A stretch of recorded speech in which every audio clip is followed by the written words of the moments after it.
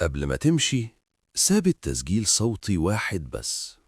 كانت كل يوم تسيب لنفسها رسالة صوتية قبل ما تنام، مش علشان تنشرها ولا علشان حد يسمعها. كانت بتقول فيها كل اللي مش قادرة تقوله لحد: خوفها، وحدتها، إحساسها إنها مش مرئية.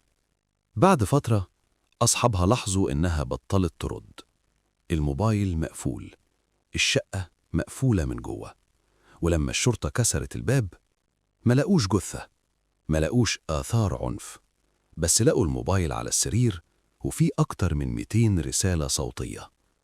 آخر رسالة كانت بتقول: لو حد لقى التسجيل ده يبقى أنا خلاص مش هنا. القضية اتقفلت ضد مجهول، لكن التسجيلات اتنشرت، والناس اكتشفت إن البنت دي كانت بتستغيث كل يوم من غير ما حد يسمع.